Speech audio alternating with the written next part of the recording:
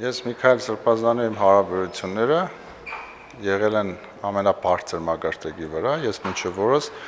Միքայել Սրբազանին համարում եմ իմ հոգևոր ուսուցիչներից մեկը եւ համարում եմ նաեւ հոգևոր հայրերից մեկը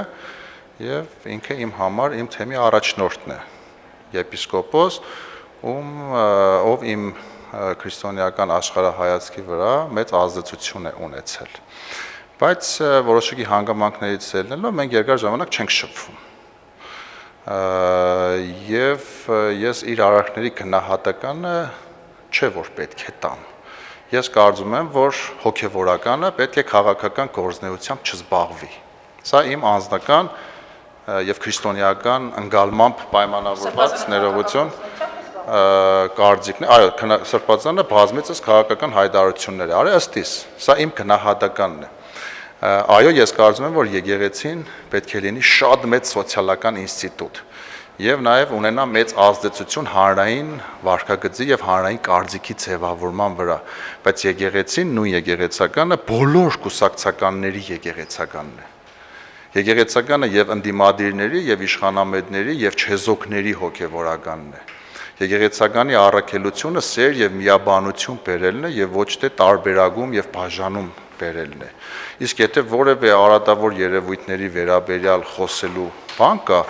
այդ ամեն ինչը պետք է ներկայացվի ոչ թե քաղաքական գործընթացների ծիրիցնես, այլ սոցիալական, բարոյական եւ հոգեվոր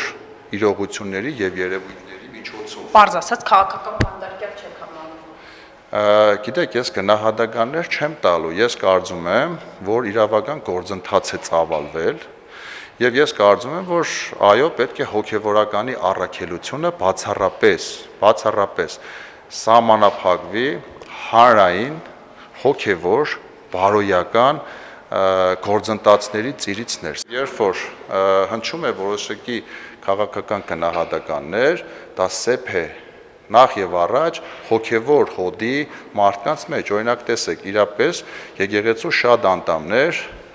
այս գործընթացներում լարվում են իրար դեմ։ Այսինքն եկեղեցում սկսում է պակասել սերը եւ միաբանությունը։ Ոչ մեկս անմեղ չենք, բայց երբ որ մենք հավաքվում ենք Սուրբ Հաղորդության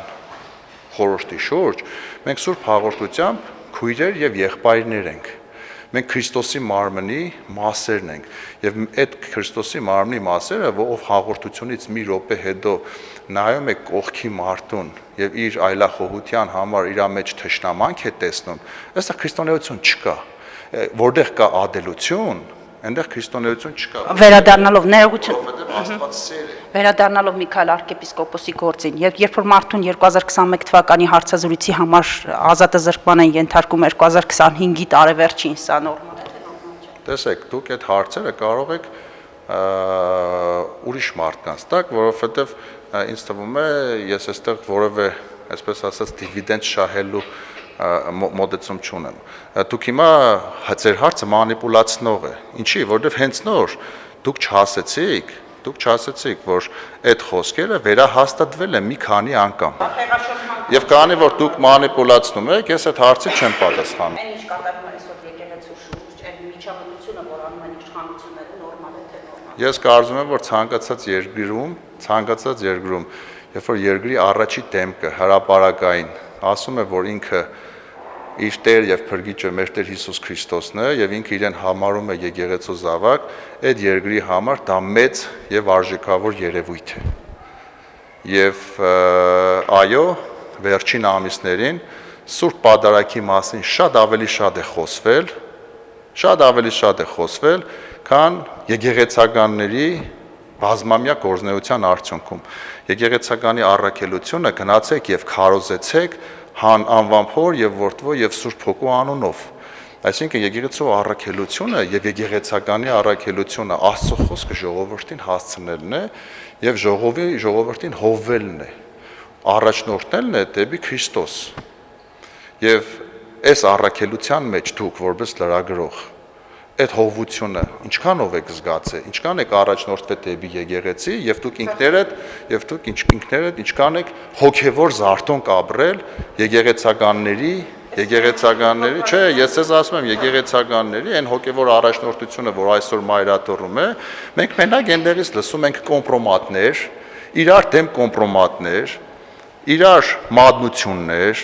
իրար մեղադրանքներ,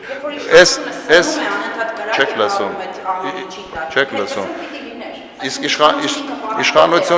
իշխանությունից առաջ, երբ որ 18 թվականին նոր Հայաստան նոր հայրապետ շարժումն էր, այդ բոլոր կամպրոմատները օգտագործվեցին այն եպիսկոպոսների դեմ, ովքեր մեր շարժման կողմնակիցներն էին, եւ շատերը մեծամասնությունը կամ գրեթե բոլորը ստիպված եղան այդ շարժման ագունքներից հեռանալու, որովհետեւ մայրաթոռը միշտ կառավարվել է բռնապետական արժե համակարգով, կոմպրոմատներով, սդով եւ կեղծիկով եւ վերջում է բացահայտվեց նաեւ քերեգիններով։